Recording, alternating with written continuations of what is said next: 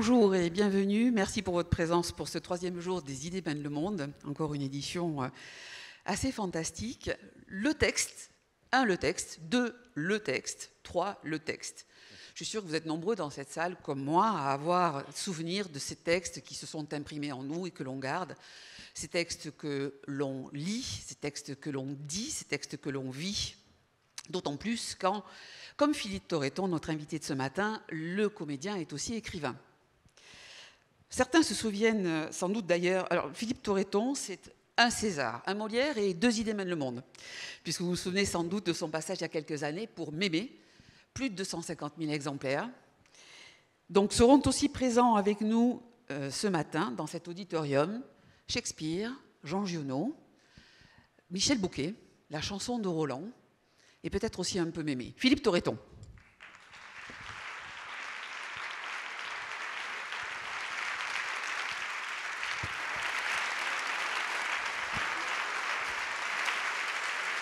Bonjour et merci d'être là de si bonne heure. C'est vrai, c'est tôt hein, pour un comédien. C'est même plus tôt que la matinée. Ah non, c'est un comédien père de 2 petits-enfants qui vont à l'école. Ah oui, c'est ça. Je sais ce que c'est que de me lever tôt. Et c'est grâce à ça que je peux écrire d'ailleurs, parce qu'une fois qu'ils sont à l'école, je peux me mettre au bureau toute la journée. et je peux écrire. Voilà. Philippe Torreton, je ne sais pas si nous allons avoir assez d'une heure pour parler de tous ces sujets qui sont en lien... Non, pas du tout. D'ailleurs, ça va durer 4 heures. J'espère que on vous distribuera des sandwichs et ça va être très long. Mais très bon. Parce qu'effectivement, tant vos dernières publications sont tellement en lien avec le thème qui nous réunit depuis vendredi, envie de vivre. J'ai envie qu'on commence, si vous en êtes d'accord, avec cette lettre à un jeune comédien. Je dis donc je suis, sorti l'année dernière, si je me souviens bien. Non, c'est cette année. Cette année. Début octobre. Ah oui, c'est vrai, c'est une certaine raison de vivre qui était sortie l'année dernière. Tout à fait. Cette lettre à un jeune comédien, est-ce que ça ne serait pas cette lettre que vous auriez aimé qu'on vous écrive lorsque vous avez décidé de devenir ou eu envie de devenir comédien ? Vous avez tout à fait raison, mais je ne sais pas si j'aurais été capable de l'écouter. Mais c'est vrai que je l'ai écrit en pensant au jeune comédien que j'étais, un peu perdu, un peu affolé par ce métier où on est à la fois le transmetteur et l'instrument qui va permettre de transmettre quelque chose. Donc se pose la question de moi, et c'est très handicapant en fait, parce que on n'est jamais content de soi. Et même ceux qui le sont, c'est un problème. C'est très compliqué de se sentir beau à 17 ans. Jacques Brel le disait très bien d'ailleurs. Mais finalement, qu'on se mette sur un piédestal ou on passe son temps à se sous-estimer, on est encombré de soi. Et en fait, j'écris ce livre pour dire, mais débarrassons-nous une fois pour toutes de soi. Et mobilisons-nous, acteurs, autour d'une mission qui serait faire passer des idées, d'où ma présence ici. Et les idées, c'est quoi ? C'est les textes, ce sont les textes. Et missionnons-nous pour que le public comprenne, entende et comprenne. Ça paraît tout con, mais c'est là que c'est difficile. Et c'est là que c'est un art dramatique. Et Michel Bouquet, que vous rappeliez dans votre introduction, il a consacré sa vie entière. Cet homme, avant de jouer le soir, relisait au moins 3 fois dans la journée l'œuvre qu'il allait jouer le soir. Il n'en avait jamais fini avec ce travail de précision, d'argumentation, de découvrir. Il me disait, on s'est rencontrés plusieurs fois, qu'il découvrait encore des choses à 90 ans sur Molière. Et c'était une obsession de faire passer par la simplicité. Et finalement, c'est quand on s'oublie qu'on apparaît. C'est ça le vrai paradoxe du métier. C'est pas dans le mentir vrai. J'ai jamais compris cette expression mentir vrai pour le comédien. C'est dans le monde extérieur qu'on ment. Sur scène, on ment jamais.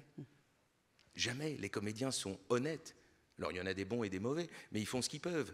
Les mauvais font ce qu'ils peuvent. Et c'est l'endroit de vérité, le théâtre. De plein de vérités, et c'est la confrontation de ces vérités, mais c'est de la vérité. C'est à l'extérieur des théâtres que le monde ment, que le monde triche, que nous trichons avec nous-mêmes. nous, spectateurs, parce que ça m'arrive de l'être aussi, on vient au théâtre pour se faire trahir, pour espérer une trahison, se dire mais oh, ça je l'ai ressenti déjà, ou ça j'aurais pu le dire, ça c'est moi, ou ça aurait pu être moi, ou ça c'est toi. Ah bon? Mais, et on vient, si Hamlet le dit très bien, Shakespeare dans Hamlet fait dire à Hamlet, le théâtre sera le piège où je prendrai la conscience du roi. Donc il fait jouer une pièce par des comédiens devant son oncle, soupçonné d'avoir tué son père, en lui mettant du poison dans l'oreille, et il espère, en voyant ce meurtre ritualisé par le théâtre, que son oncle va être ébranlé. Et effectivement, il a raison, il se lève, il demande qu'on rallume la lumière, et il s'en va très énervé. Et avant cette représentation, Hamlet conclut ça, le théâtre sera le piège où je prendrai la conscience du roi. Et je pense qu'au théâtre, nous sommes tous des Claudius, venant se faire de bon gré trahir. Je crois à ça. Donc on espère voir une vérité. C'est un lieu de vérité, le théâtre. On parlera de cette relation tout à l'heure entre le public et les acteurs. Vous incitez beaucoup, Philippe Torreton, sur le travail du texte. Et vous dites, plus on travaille, plus on est libre. Effectivement, il y a une fausse croyance véhiculée chez pas mal de comédiens, notamment dans le cinéma aussi, qui est de garder une fraîcheur. Voilà. Cette expression m'a toujours énervé. C'est-à-dire que je n'apprends pas le texte parce que si je l'apprends trop, je ne vais plus être frais au moment de le dire devant la caméra ou sur scène en répétant, etc. Ce qui est totalement faux. La fraîcheur vient du travail, d'un immense travail sur le texte. C'est parce que je sais mon texte que je vais pouvoir le dire en intégrant les injonctions du metteur en scène, les circonstances du costume, du décor, etc. C'est ça qui donne la liberté. Sinon, on a affaire à un comédien, en général, avec ses lunettes, qui a la brochure, et qui répète comme ça, et on ne peut rien faire, et on ne se sent pas libre. Et en général, les gens qui retardent le plus possible l'apprentissage du texte au prétexte qu'ils seront plus frais, finalement, sont les comédiens qui ne se remettent jamais en question, qui disent toujours le texte de la même façon. Et c'est pour finalement se protéger. C'est une protection. Les acteurs ont peur. Ce métier n'a rien à voir avec le matuvuisme, n'a rien à voir avec l'égocentrisme. C'est un métier qui a à voir avec la timidité, la peur, la non-confiance en soi.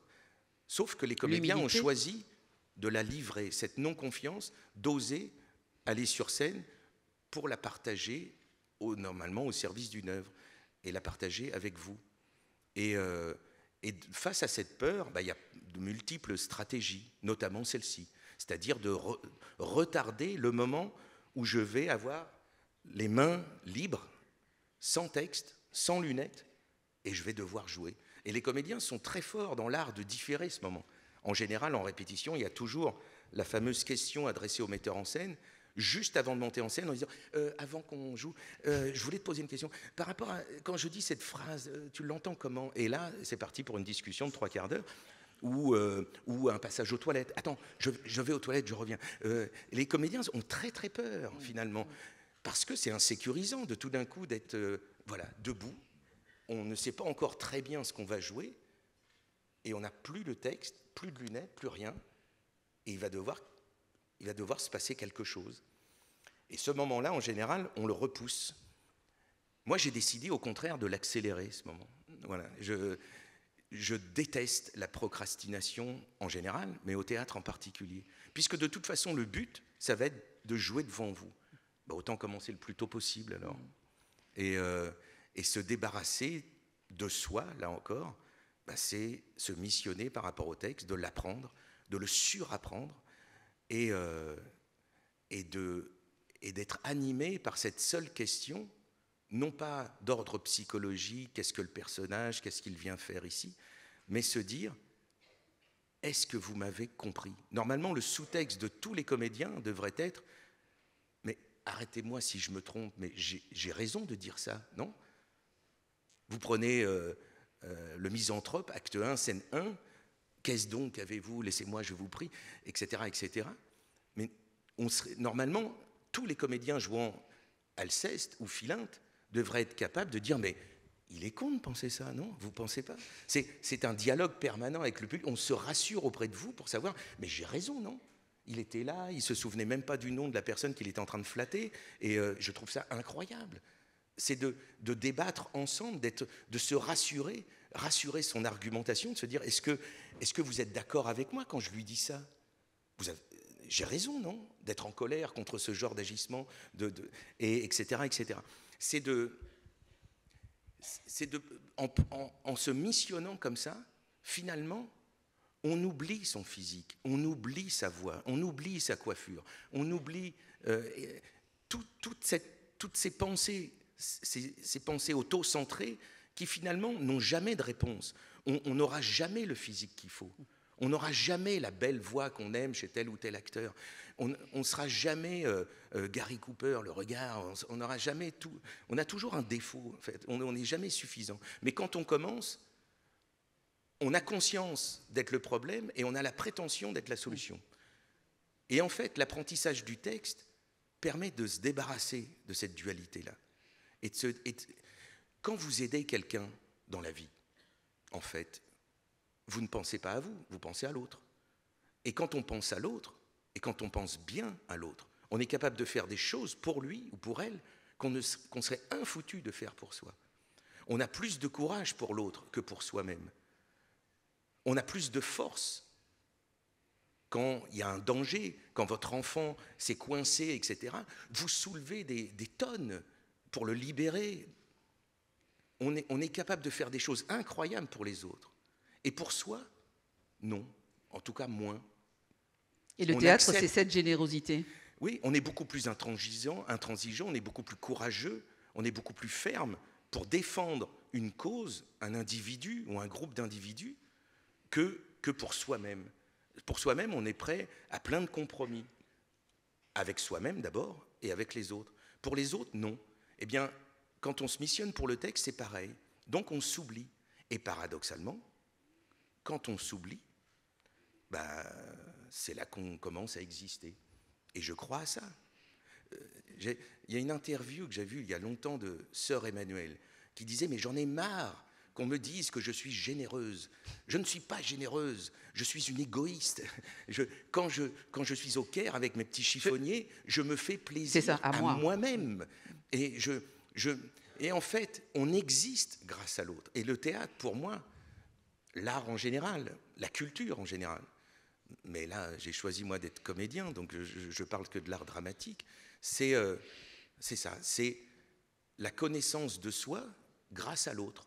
C'est parce que je me soucie de l'autre que je vais commencer à faire un petit chemin vers moi. Et je pense que la notion de personnage, par exemple, obéit à ce principe-là. Ce n'est pas en pensant au personnage qu'on va faire exister un personnage. En pensant à un personnage, a priori, on va faire exister sa pensée, mais pas la pensée en général de l'œuvre en question.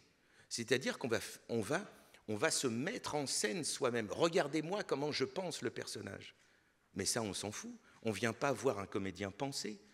On vient voir un comédien nous raconter quelque chose, nous faire passer une idée, des mots, des concepts, des idées. Et finalement, c'est en ne pensant pas au personnage, en pensant à ce qu'il dit. Je pense que si Shakespeare était là, il m'a dit qu'il viendrait. Oui, il passe tout à l'heure.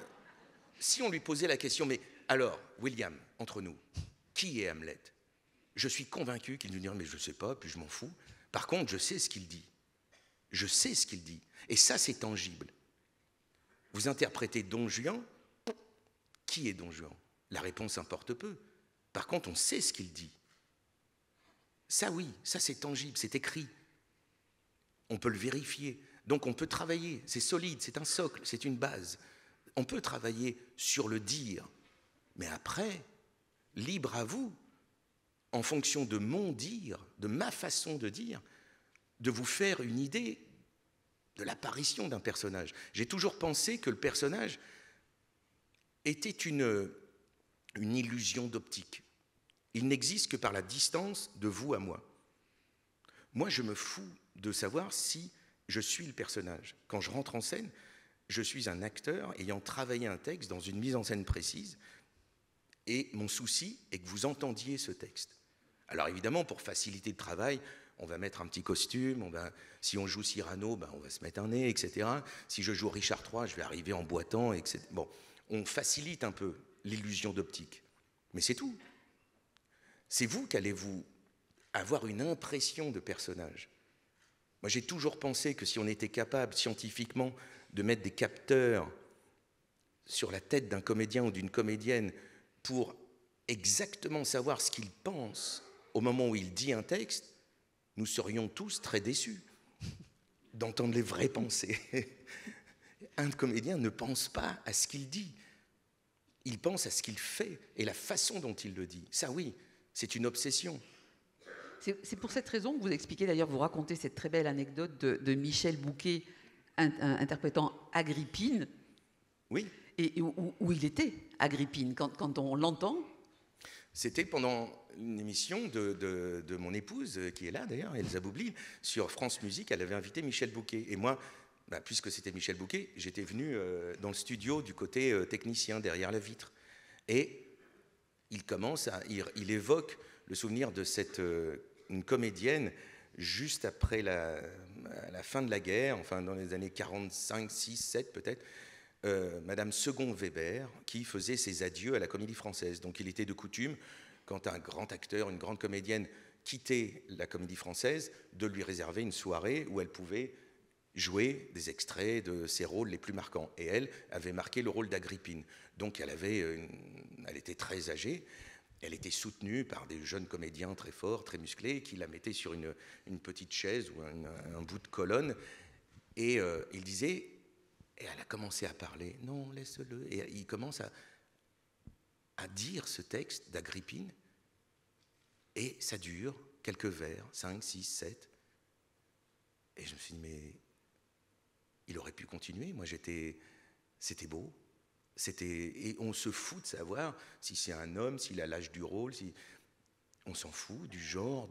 Simplement, l'émotion était là, le texte était là. Il le disait magnifiquement. Et je me suis dit quand même, ça remet en cause plein de choses oui,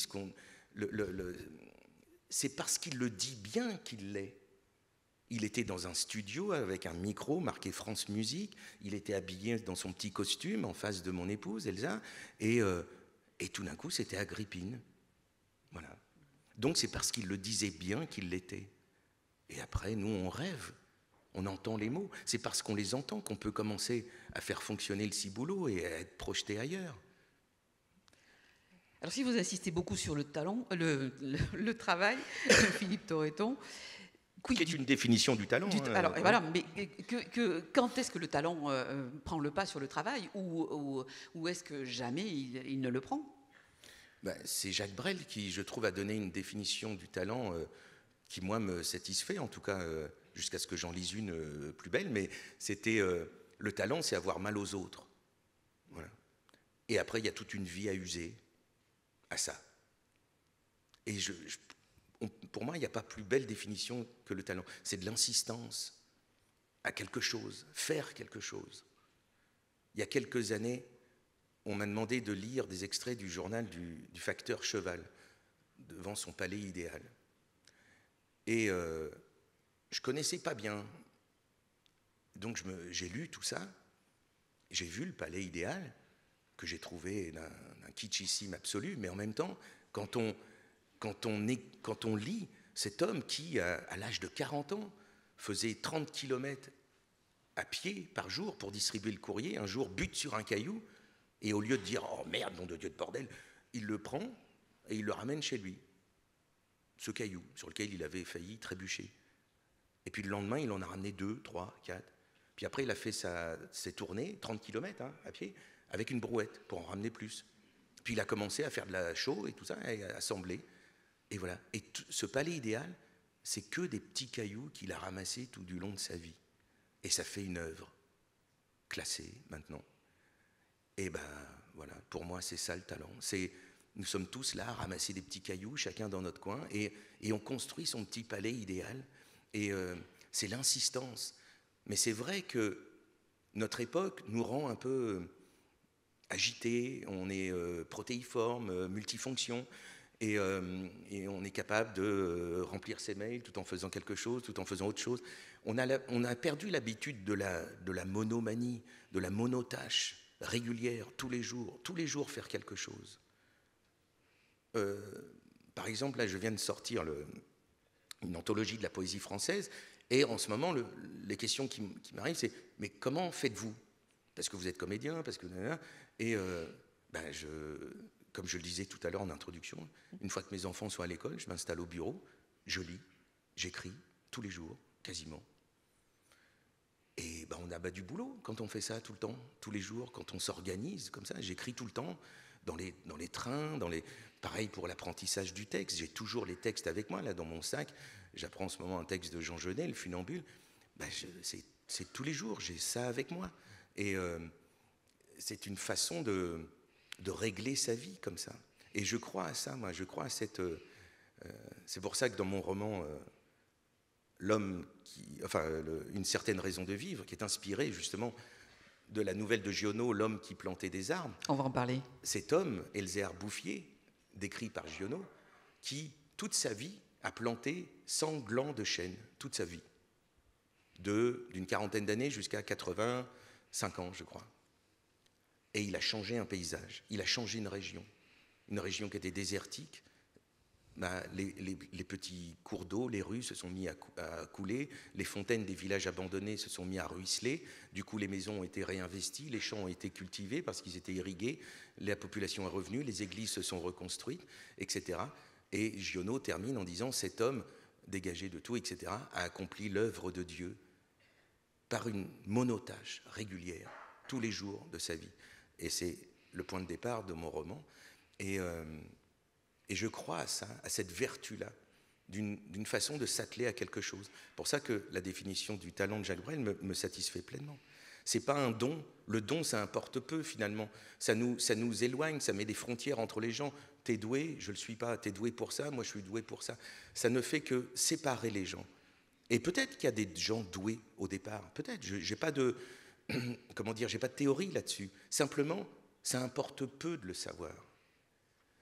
Dans mon livre « L'être un jeune comédien », je raconte que quand on est rentré au conservatoire, après avoir fait un concours très difficile, où il y avait plus de 1500 candidats, il y a 30 places, et j'avais été reçu, donc j'étais hyper content. Le directeur nous accueille séparément pour nous donner notre note.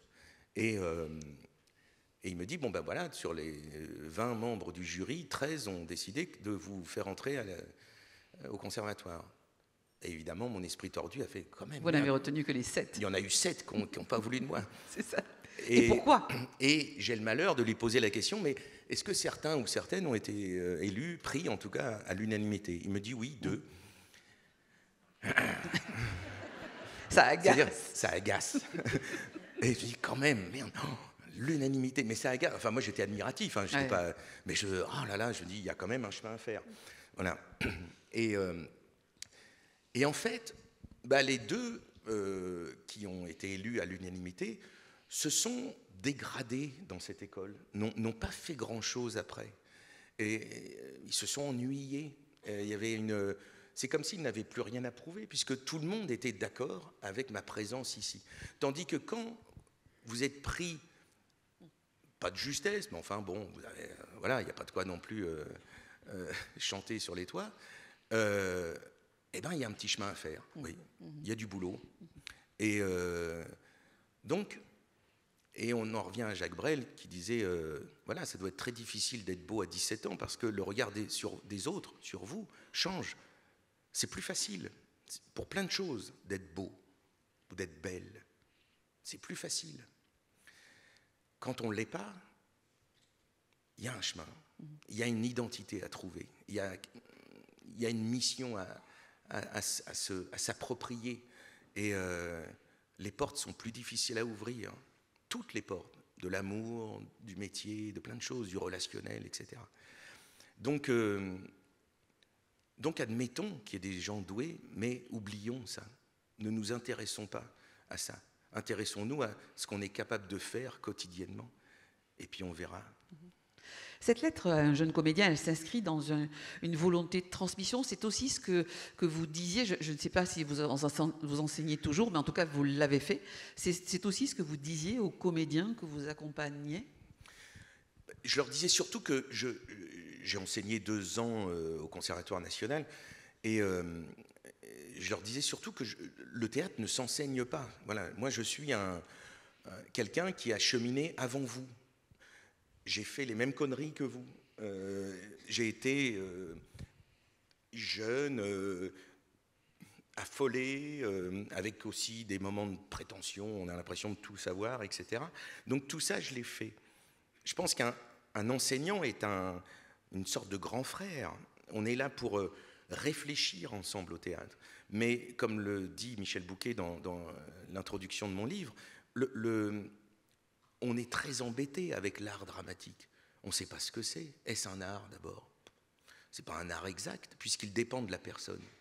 Ce qui est valable pour Michel Aumont n'est pas valable pour Roland Bertin, ni pour Philippe Torreton, ni pour tel autre acteur. Donc c'est un art qui dépend tellement de l'individu. Donc on ne peut pas ériger des choses en loi, puisque on est tous différents. Donc quand un metteur en scène dit quelque chose, je le vérifie tellement souvent, il dit, même une phrase simple va être comprise de façon différente. Pas forcément le jour et la nuit, mais une phrase simple n'est pas parfaitement comprise de la même façon par les uns ou par les autres. Voilà. Donc ça prouve bien que le filtre humain, ben voilà, on retient, on a une façon d'écouter ou de ne pas écouter, ou de faire croire qu'on écoute alors qu'on n'écoute pas. On est très différent, très malléable, très sensible. Donc finalement, c'est un gros bordel, cet art dramatique.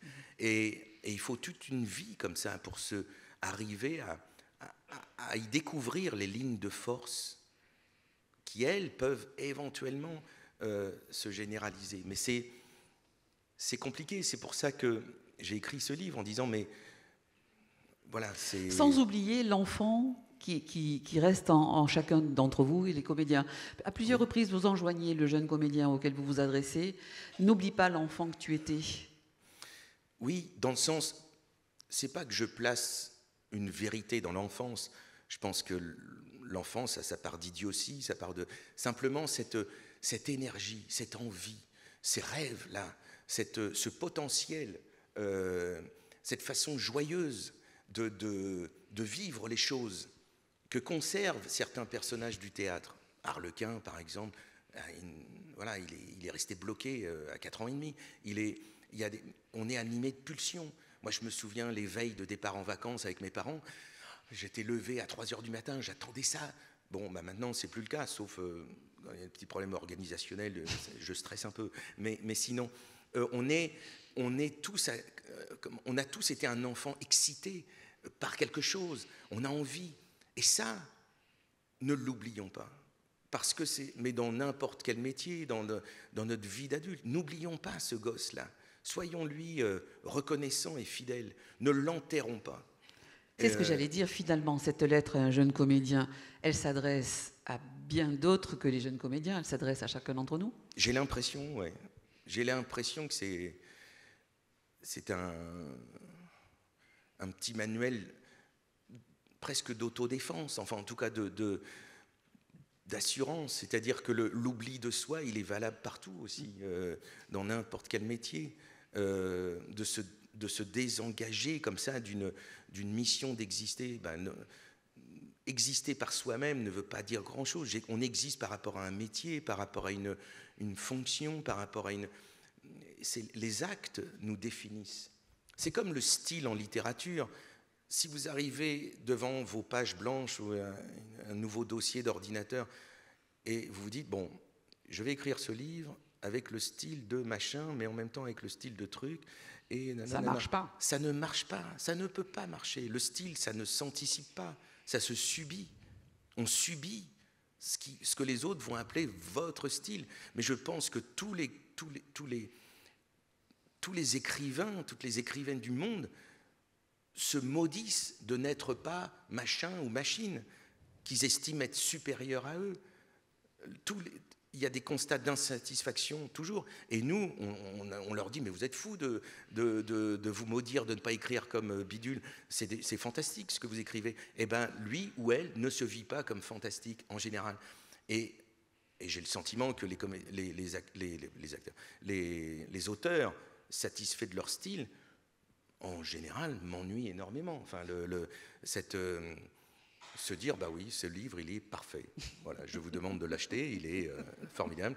On ne peut pas faire mieux. C'est inconcevable. Donc, je crois à ça. Et dans Une certaine raison de vivre, mon personnage, à un moment, donne des cours de français et il engueule son élève pour dire, mais écris pas comme les autres. Écris, fais ce que tu peux. Fais ce que tu peux. Même si tu ne sais pas faire une phrase, écris un bout de phrase. Mais commence par toi-même à faire quelque chose. C'est un peu ce que vous dites à votre comédien. Vous lui dites, tu rêves d'être comédien, fais-le, lance-toi. C'est aussi ce qu'on peut dire à un écrivain. Oui, j'essaye de faire en sorte que... On me pose souvent la question, comment on fait pour devenir...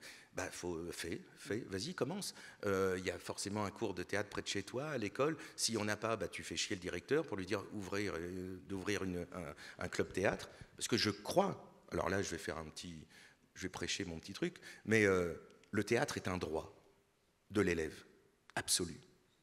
Un élève, même s'il n'y en a qu'un dans un établissement public qui dit « je voudrais faire du théâtre », on doit lui donner une réponse positive. C'est un droit absolu. Actuellement, il y a plus de 10 millions d'élèves en France.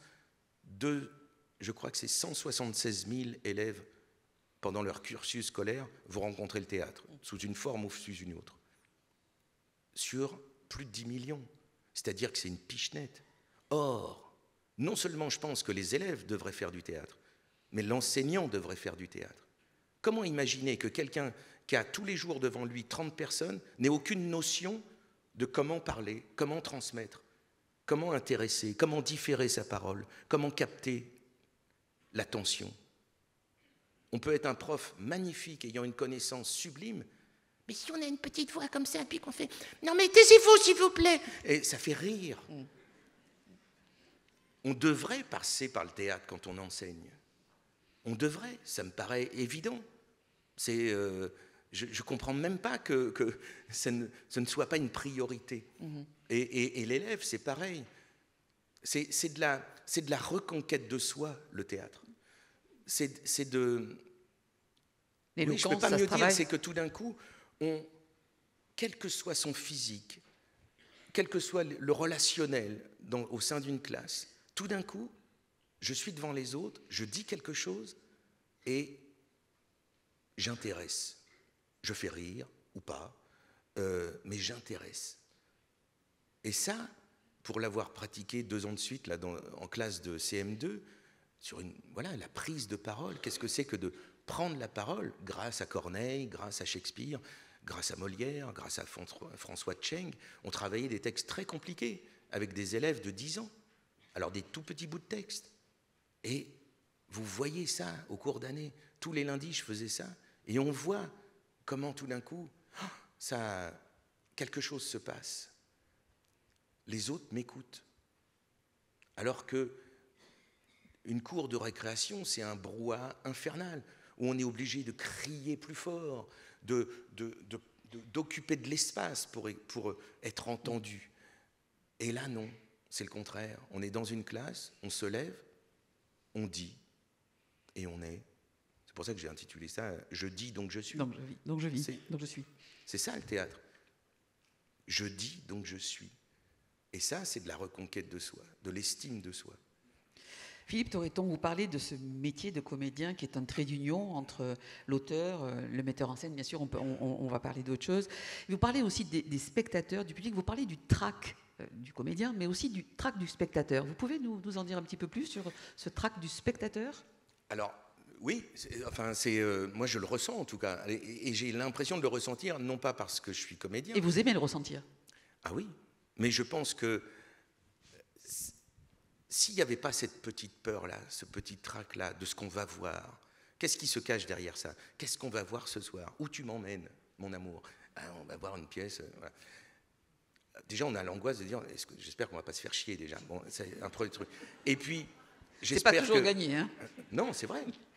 Mais l'ennui au théâtre est très... c'est une angoisse. On est pris au piège. Le cinéma, on a l'habitude de voir des images. Ça n'engage pas soi-même. Alors, on peut être pris, hein, vraiment. Mais on a une plus grande tolérance à l'ennui devant une image que devant un être vivant. Sur une scène. On se sent prisonnier, on se sent otage. En général, on est moins bien assis dans les théâtres, etc. On ne peut pas bouger, on ne peut pas étendre ses jambes. Et quand on est aspiré par l'ennui, et puis c'est dérangeant parce qu'il y a du vivant en face. Et ce vivant m'ennuie. Et c'est délicat. Enfin, c'est pas une image qui passe. Si vous n'aimez pas un film avec machin, ça fait longtemps qu'il a joué le film, il est en train d'en tourner un autre, donc il s'en fout. Et, tandis que les acteurs, non. Et donc c'est délicat. Mais indépendamment de l'ennui, il y a aussi, ce que je disais tout à l'heure, la trahison. Peut-être que cette pièce va révéler quelque chose de moi d'inattendu. Et on l'espère même. On espère être trahi. Sur des petites choses, des moyennes choses, des grandes choses, dans le positif comme dans le négatif. Mais on espère que ça révèle quelque chose. Quand on est ému, pourquoi on est ému?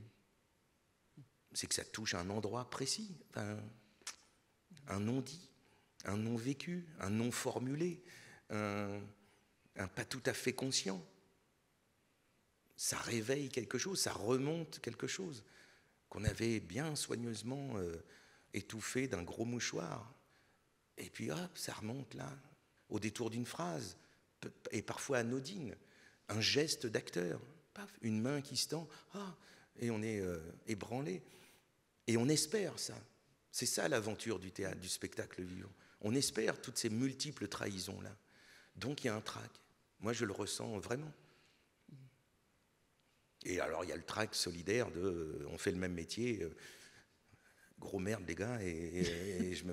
Moi, je me souviens une fois, j'avais joué Henri V de Shakespeare dans la cour d'honneur d'Avignon en 99. Et l'année d'après, j'étais invité à venir voir Isabelle Huppert dans Médée, une mise en scène de Jacques Lassalle. Et avant de jouer Henri V dans la cour d'honneur, je n'avais jamais foutu les pieds en Avignon. Et tout le monde me dit, tu vas voir la cour d'honneur, les trompettes. C'est impressionnant. Et le jour de la première arrive, les trompettes sonnent. Bon, ça m'a fait quelque chose, mais comme j'avais pas de référence, je dis tiens, c'est les trompettes, super. Et puis on attendait le moment d'entrer en scène. Alors évidemment, j'avais peur, c'est 2200 personnes, une pièce de Shakespeare que personne connaissait, etc. J'ai appris d'ailleurs après que j'étais le premier acteur français à jouer Henri V de Shakespeare, depuis Shakespeare. C'est aucune trace. On a cherché, aucune. Mais comme la pièce était assez anti-française, on peut comprendre un peu pourquoi. Peut-être ceci explique peut-être cela. Et en fait, elle l'est, mais parce que c'est une défaite à Zincourt, c'est une défaite française. Mais elle est pas, c'est pas le thème de la pièce, l'anti-français. C'est une quête de pouvoir, une quête d'absolu comme ça. Mais bref. Et donc j'ai eu un trac, mais un trac normal, oui presque, de jouer quelque chose, voilà. En revanche, l'année d'après, je me suis installé dans cette immense cour d'honneur comme spectateur, très bien placé, milieu, etc. Les trompettes ont sonné, et là, mon ventre s'est tordu. J'ai eu un trac rétrospectif en disant, mais quel couillon, l'année dernière, c'était moi. Et c'est comme si je me voyais rentrer en scène. Mais j'en suais, j'avais des gouttes de sueur, j'étais moite. Ça m'a saisi. Et je n'ai jamais oublié cette sensation. Ce trac rétrospectif, là, c'était impressionnant. En fait, bienheureux les simples d'esprit, le royaume des cieux. Et à eux. Mais c'est vrai, il y a une foi du charbonnier. C'est pour ça que j'ai dit qu'il faut se missionner par rapport à un texte. Mais c'est parce que ça fait oublier tout ça, toutes ces contingences de peur, de légitimité. On n'est jamais légitime à faire quoi que ce soit. Il y aura toujours quelqu'un dans votre esprit qui sera beaucoup plus légitime que vous à faire ce que vous vous apprêtez à faire. Donc, ça n'a pas de sens de se poser ces questions-là. En revanche, de dire, voilà, moi, je vais faire ça et je vais faire du mieux que je peux et je vais essayer de vous faire entendre ça. Et du coup, ça permet de passer sur la peur. La différence entre un jeune comédien et un comédien de 57 ans comme moi, c'est que le premier se maudissait d'avoir peur comme ça. C'était un défaut. Pour moi, maintenant, la peur est une preuve d'attention aux autres. Parce que c'est normal de ressentir ce petit pincement-là. Parce que je vais monter sur scène. Parce on se sent investi de quelque chose. Donc on voudrait que tout se passe bien. Ça, c'est normal. Et en plus, la nature est bien faite.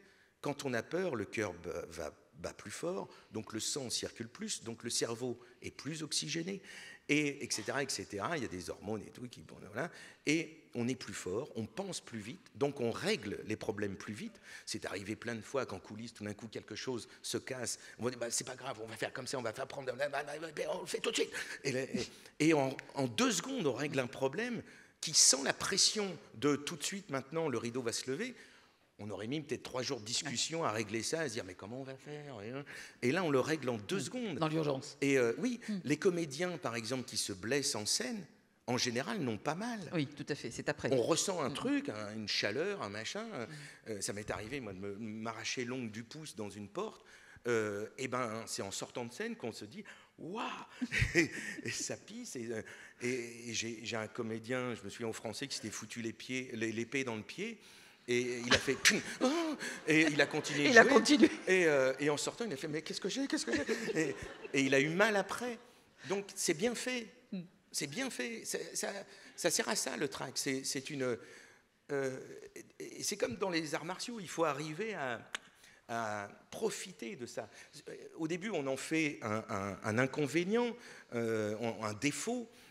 Et puis après, on s'habitue à ça et on s'en fait un allié. C'est-à-dire que on profite de ça. Et moi, je peux le dire, j'aime ça.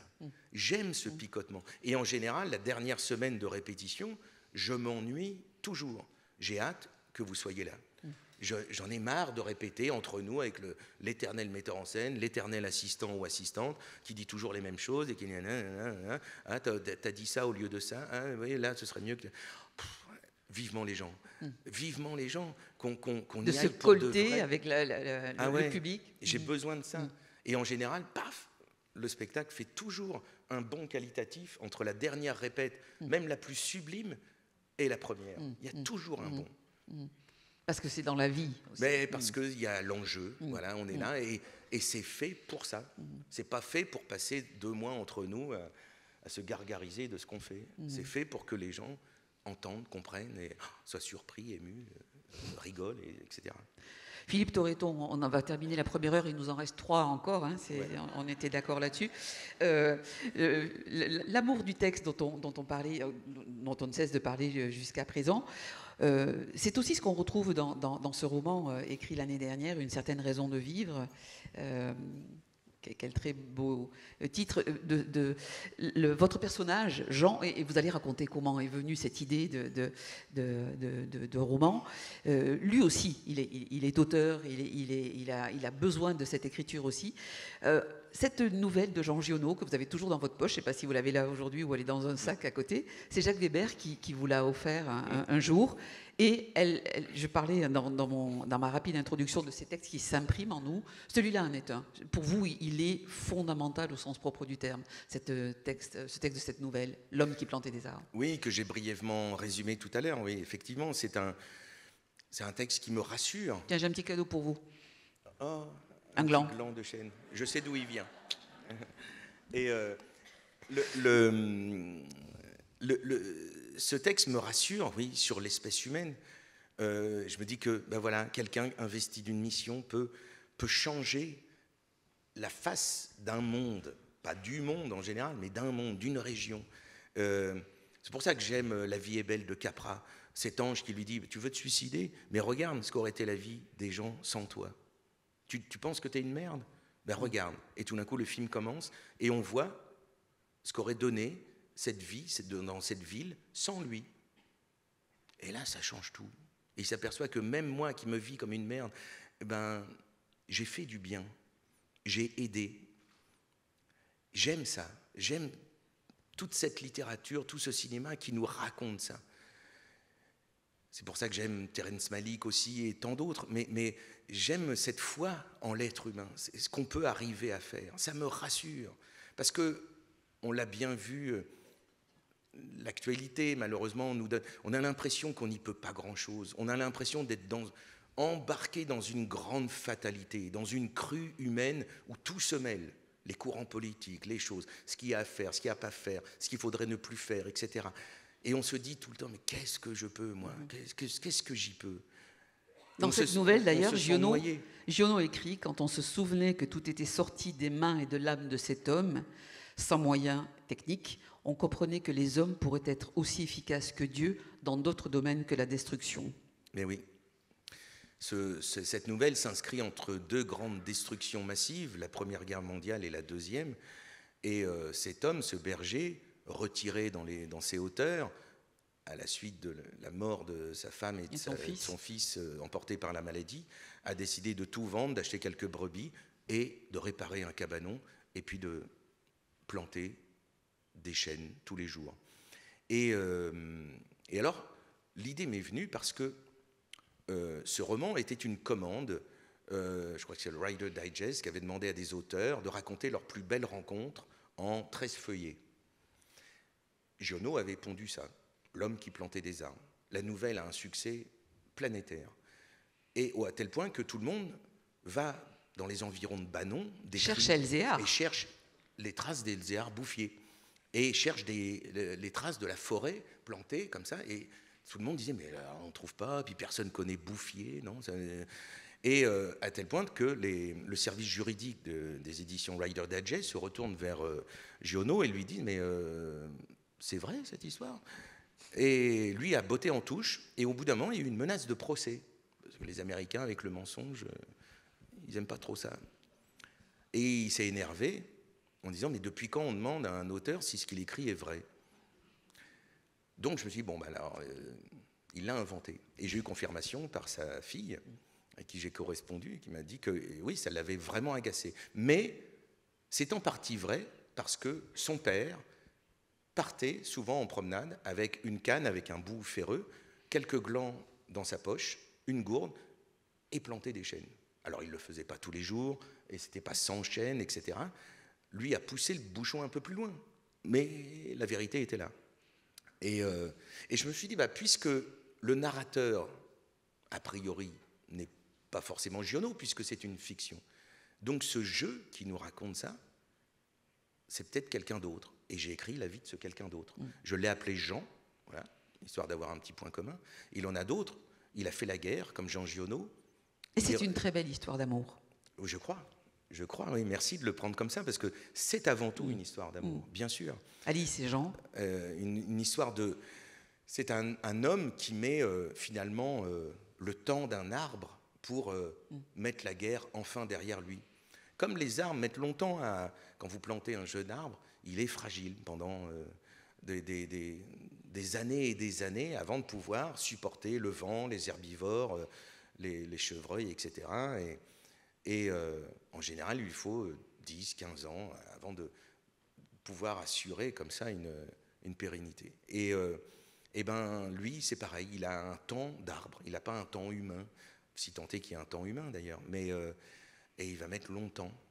Et tout en retournant voir ce berger, et avec la force de cet amour, qui commence très bien, et qui très vite tourne vinaigre, il commence par se marier, très vite, c'est un flash comme ça. Lui, il travaille dans une banque. Oui, il travaille comme Giono d'ailleurs. J'ai pris 2-3 points communs comme ça biographiques. Giono a commencé en travaillant dans une banque et tout en écrivant. L'ancêtre de la Banque Populaire. J'ai un petit clin d'œil avec quelqu'un dans la salle. Et là, il épouse la fille du patron.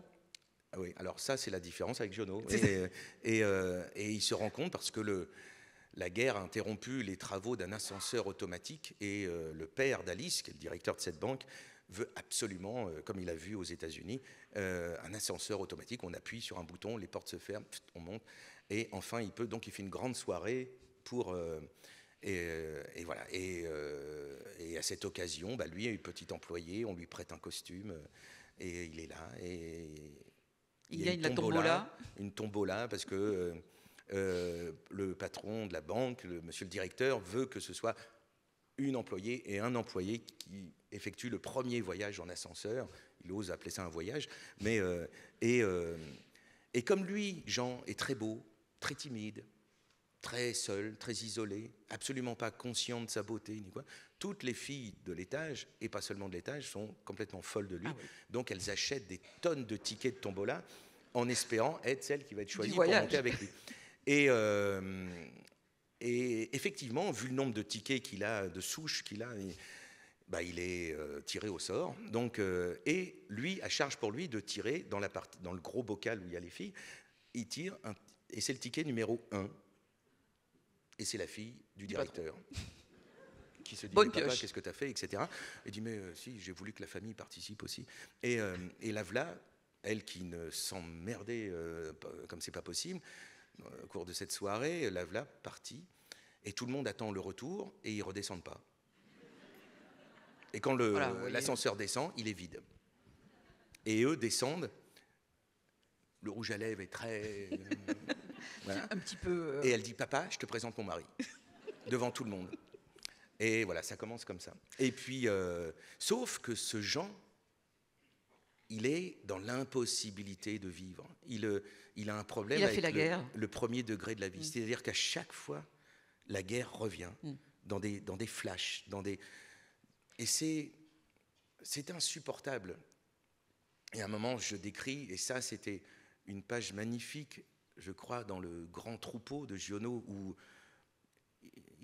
il décrit cette terre où l'être humain, les cadavres étaient tellement retournés par les obus que, avec le cuir, des équipements, la laine, des vêtements, tout ça faisait une boue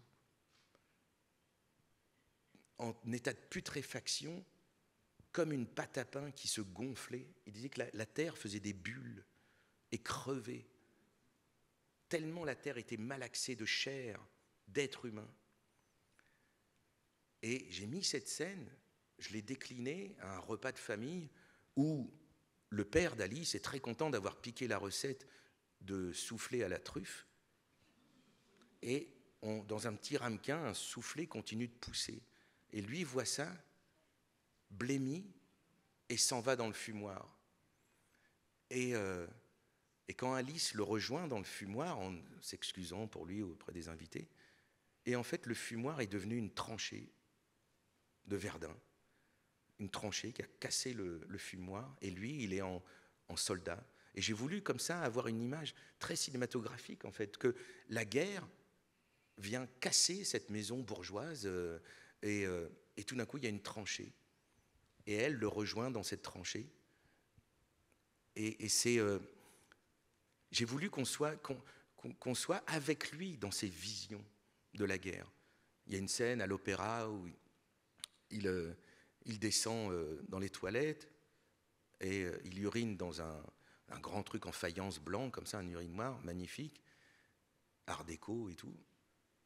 Et là, il voit son jet d'urine jaune crever la neige, et il y a une tête qui apparaît sous la neige.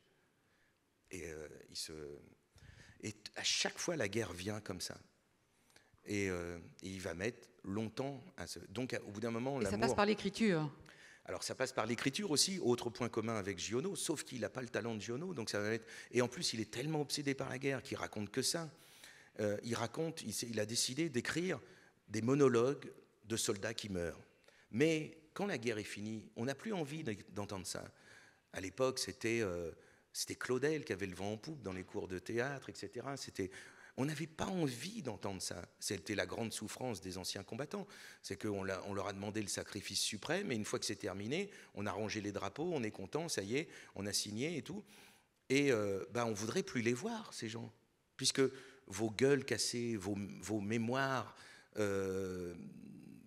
vos mémoires obsessionnelles, vos mémoires traumatisées, vos cauchemars, on ne veut plus vivre ça. Donc cachez-vous.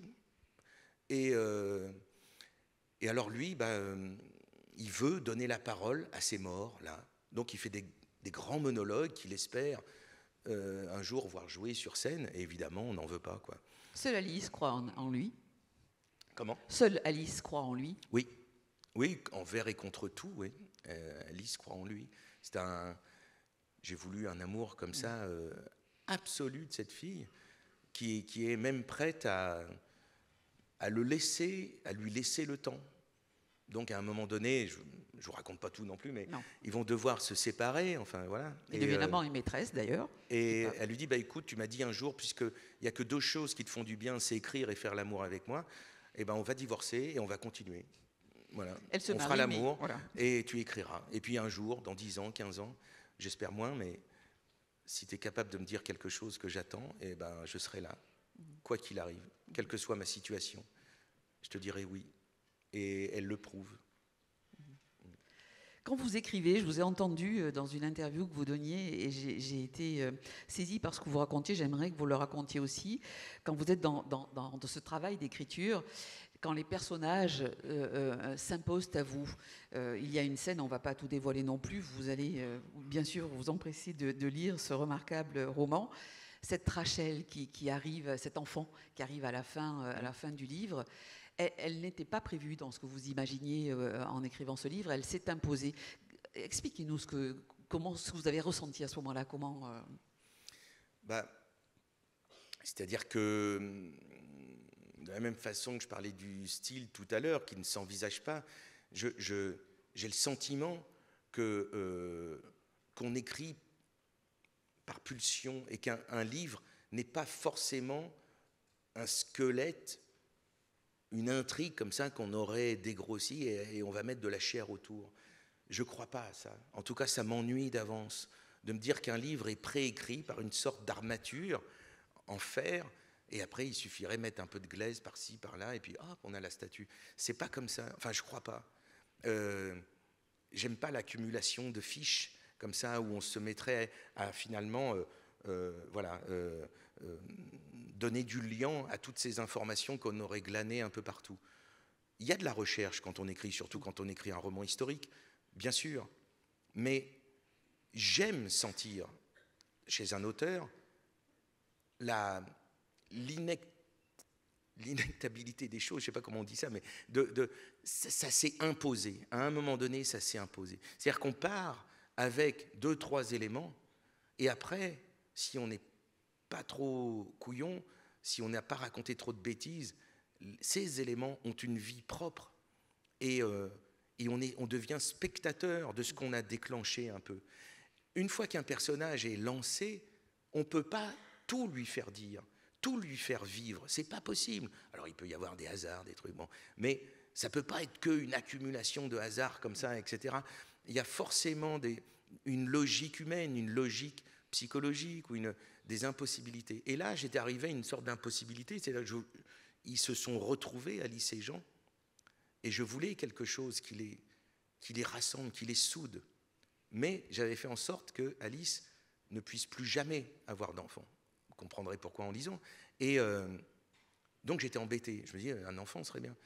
Et comme dans cette période où ils sont redevenus amants et maîtresses, lui a connu une fille qui s'appelait Charlotte, qui a été raflée. Elle a été au Veldiv et puis ensuite disparue.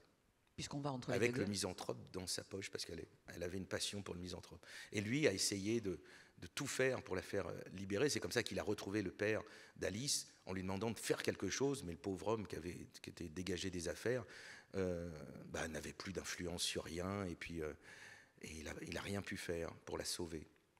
Mais une fois la guerre terminée, ils vont à l'hôtel Lutetia, ils essayent de voir si, voilà, parmi ces gens, ces quelques personnes qui reviennent, une fille pourrait ressembler éventuellement à Rachel. À Charlotte. À Charlotte, pardon. Et là, il y a une vieille dame qui traîne une petite fille et qui tend des papiers à tout le monde. Et un jour, elle voit Alice et Jean sur un banc, comme ça, dans le hall de l'hôtel. Elle va les voir et leur donne la main de la petite fille. Elle dit « Que Dieu me pardonne, que Dieu me pardonne. » Elle s'appelle Rachel. « Que Dieu me pardonne. » Et elle s'en va. Et il se retrouve avec une petite fille. Et là, il sort devant l'émotion de cette fille, et ne sachant pas quoi dire, il sort un gland et lui met dans la main. Et elle le prend, et elle a un regard sur lui, même pas de sourire encore, et ça va devenir leur fille. Mais ça, 10 secondes avant de l'écrire, je ne savais pas que ça arriverait.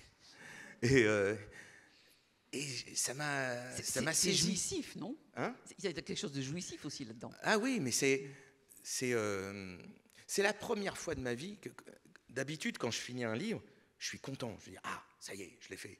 Parce que c'est une bataille, parce que j'essaye de trouver du temps pour écrire entre les pièces, les tournages, les déplacements, etc. Donc, trouver le temps d'écrire est toujours difficile. J'y arrive, mais c'est difficile. Donc, quand tout d'un coup, je dis, bon, bah là, en gros, c'est fait, le boulot est fait. Je suis content. Là, j'étais ému. Là, j'ai pas envie que ça s'arrête. J'ai l'impression de dire au revoir à des gens que j'aimais regarder vivre. J'aimais ce qu'ils étaient, j'aimais leur sensibilité, leur absolu. J'aimais tout ça. Et c'est délicat. C'est vraiment délicat de terminer. Philippe Torreton, tout à l'heure, il y a quelques minutes, vous parliez de voyage en ascenseur avec cette anthologie de la poésie française qui vient tout juste de sortir, elle a quelques jours. C'est un voyage le plus incroyable, le plus inoubliable des voyages que vous nous proposez. Comment elle est venue, cette envie et cette idée de cette anthologie de la poésie française, qui vous est donc très personnelle, c'est votre choix de poésie? C'est venu, comme souvent, il y a une part de hasard, et puis finalement on s'aperçoit que ce hasard, est-ce qu'il en est un? Pas vraiment. C'est-à-dire que le hasard, c'était la circonstance de la rencontre avec Philippe Robinet, des éditions Kallmann-Lévy, où on devait se voir pour parler de mon prochain roman. Et puis, la conversation tourne sur la poésie. Et moi, à l'époque, je sortais du spectacle que je faisais avec Richard Kolinka, qui s'appelait « Nous y voilà », où je disais en scène des poèmes que je mettais en regard avec des pensées indiennes d'Amérique du Nord et des pensées inuites, pour montrer aux gens que, il y a un lien entre nos poètes, quels qu'ils soient, George Sand, Baudelaire, etc., et Sitting Bull et des légendes inuites, etc. Et que nous avons perdu quelque chose dans le rapport à la nature, mais pas les poètes. Et c'était ça un peu. Donc j'étais baigné là-dedans. Donc on parle poésie, et il me dit, mais il n'y a pas eu de grande anthologie généraliste, exhaustive, depuis celle de Pompidou en 61. Pompidou. Et il dit, j'aimerais bien quand même, chez Kallmann-Lévy, qu'on fasse... Et puis on s'arrête. Puis il me dit, ça te dit? Je dis, moi je suis assez cinglé pour dire oui. Et, quelle place elle occupe, la poésie, dans votre vie? Elle a toujours été là, toujours. Et j'ai toujours, été attentif à la poésie, même dans ce qui n'est pas de la poésie. La chanson, par exemple, c'est pour ça que j'ai mis de la chanson aussi, Barbara, Brel, Moustaki, mais j'aurais pu en mettre d'autres aussi, mais à un moment donné, il faut choisir. Et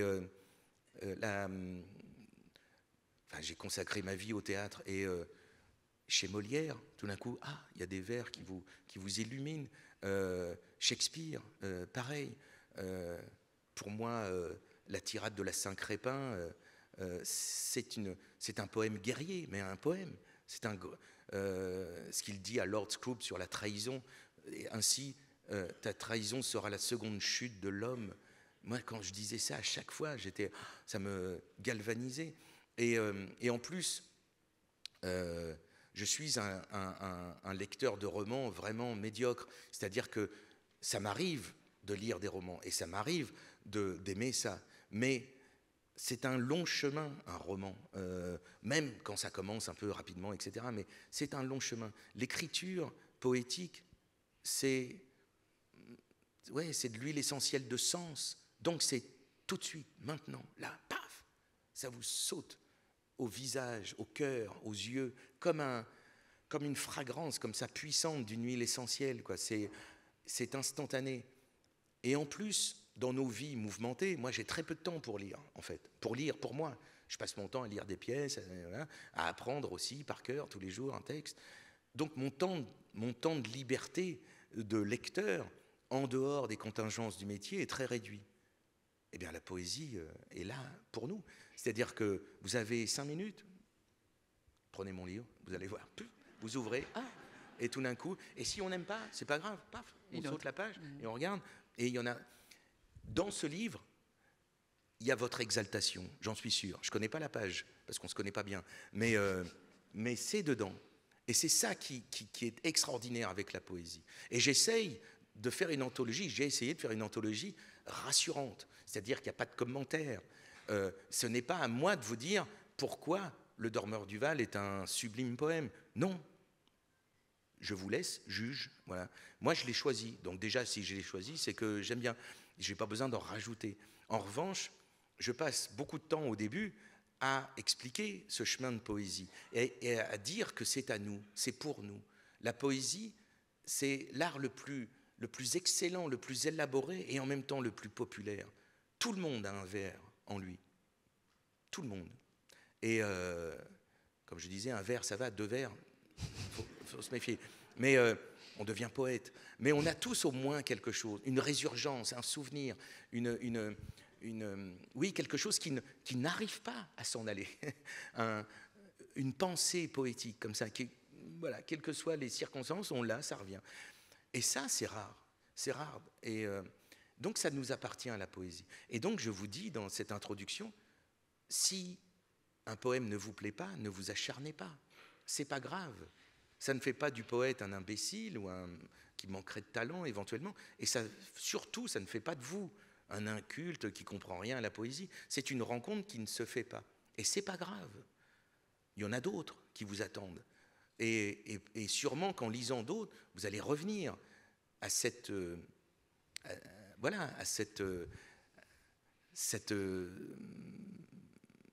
mésentente, en tout cas, ou cette rencontre qui ne s'est pas faite, chargée des autres. Et là, vous allez vous dire, mais finalement, moi, ça m'a fait ça avec Lamartine, ça m'a fait ça avec Gérard de Nerval, où finalement, j'étais pollué de commentaires des autres, parce qu'on est souvent sous influence avec la littérature. On s'inscrit bêtement dans des courants que d'autres ont décidé d'agiter pour vous. C'est rare qu'on ait vraiment sa propre idée, ça met longtemps en tout cas, c'est pas si rare que ça, mais ça met longtemps. Et on est souvent sous influence. Et finalement, en étant tranquille comme ça avec les poètes, on se fait son propre chemin. Et on peut prendre le temps. L'anthologie sert à ça, à se dire, bon, bah, c'est là, je les ai là, tous, ou presque. Enfin, non, pas tous, mais déjà, ça faisait 650 pages. Et si on ne m'avait pas arrêté, j'y serais encore. Parce que c'est fabuleux. C'est comme la matinée, il va falloir aussi. Il va falloir couper. Mais parce que c'est c'est aussi un matériau humain totalement exact. Pour moi, c'est quand on lit la poésie comme ça, et un jour, je me suis amusé à la lire de A à Z, ça m'a pris 48 heures, à voix haute. J'insiste à voix haute, parce que c'est l'aboutissement ultime de la poésie, c'est la voix haute. Ce n'est pas la lecture en silence. Donc, allez-y, dites à voix haute, pour vous, et quand vous serez un peu plus sûr, pour les autres. La poésie, c'est, tiens, viens, écoute ça. Et c'est ça l'acte poétique, c'est de transmettre à l'autre quelque chose qu'on estime fabuleux, beau, etc. Et c'est aussi du matériau humain qu'on peut étudier. Moi, en traversant ce chemin de poésie, je me suis dit, mais c'est l'histoire de France qu'on raconte. C'est l'histoire de nos douleurs, de nos incapacités, de nos joies, de nos défaites personnelles ou militaires, etc. C'est comme regarder des photos de certains photographes depuis que la photo existe. Pour moi, c'est aussi exact que ça. C'est comme si la photo avait été inventée au Moyen-Âge, la poésie. Quand vous voyez cette angoisse de l'hiver qui arrive, qui est une obsession dans la poésie du Moyen-Âge, et parce qu'il n'y a pas que l'amour courtois, il y a aussi ces gens qui disent que voilà, quand on a un bon feu, quand on a un bon vin qui vous attend à la maison, on n'a pas besoin de faire la guerre. Ça fait du bien d'entendre ça, de se dire qu'au Moyen-Âge, il y avait des gens qui n'avaient pas du tout envie de faire la guerre. Nous, on a l'impression que le Moyen-Âge, d'ailleurs, cette expression même de Moyen-Âge est totalement idiote, mais il n'y a pas eu un Moyen-Âge, un âge inférieur et un âge moyen, puis un âge... Non, il y a une continuité humaine et on fait ce qu'on peut, et on essaye de se débrouiller entre nous pour essayer de vivre. Et voilà. C'est une très belle conclusion, ça, Philippe. Et ben voilà. Moi, j'en resterai là. Merci beaucoup. Merci beaucoup pour cette invitation au voyage. Merci Philippe.